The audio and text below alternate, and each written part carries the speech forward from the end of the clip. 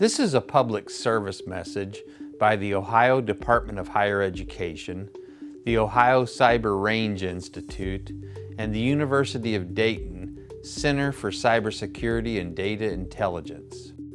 Owing to the COVID pandemic of 2020 and 2021, a lot of people conducted much of their work online via video conferencing. This was an important way for people to continue to work during the pandemic. For example, even in classes I was teaching on campus, rooms were at half capacity, either because of the need for social distancing or because some students were under quarantine. Other classes were offered completely online to cut down on the use of scarce classroom space. While the online meetings weren't perfect, they were a way to get at least some face-to-face interaction in classes and meetings while the nation grappled with the challenges presented by the pandemic.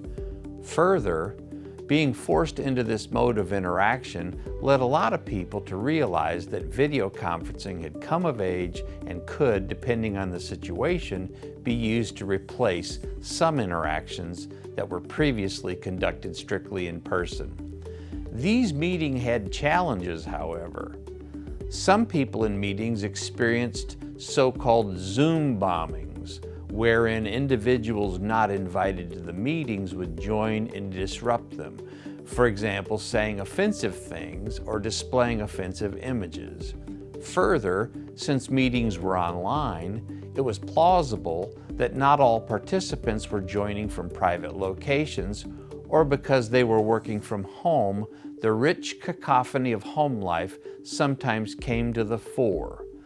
Not to mention cyber criminals doing their natural migration to where activity is happening online.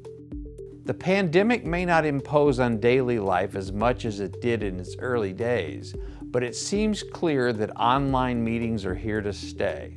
Hence, it's probably reasonable to come up with some ways to make sure online meetings we do have in the future can be conducted in a relatively protected environment. How do we secure online meetings? One upshot of the challenges presented to online meetings is that various mechanisms have been developed by software developers to help make the meetings and its content more secure.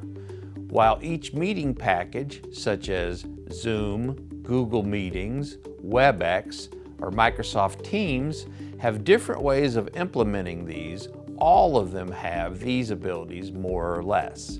So, what are some best practices for keeping meetings secure? There could be many, but here are 4 that we think are key. First, set unique IDs and passwords for meetings and use 2-factor authentication if available. A unique ID and password is helpful so that somebody who you might meet when your family does a video conference at Christmas doesn't accidentally log into your work meeting. Same thing with passwords, with the added advantage that it's one more layer of protection against somebody attaching to and then disrupting your meeting. 2-factor authentication is never a bad idea if your package makes this feature available. Second, it's a good idea to keep a pretty tight rein on who gets into the meeting. Make use of available tools such as waiting rooms to control access to the meeting. Third, only allow trusted participants to share content such as links and screens. People should check their backgrounds and apps that may be in the background of the screen being shared.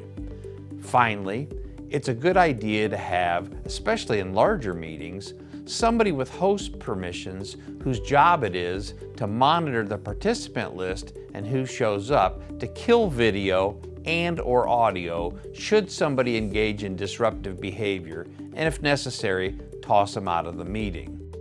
One thing that the pandemic has indicated is that online meetings are more or less ready for prime time and will now be getting used more frequently. In this case, putting in procedures to secure meetings is just good practice. A public service message from the Ohio Department of Higher Education, the Ohio Cyber Range Institute, and the University of Dayton Center for Cybersecurity and Data Intelligence.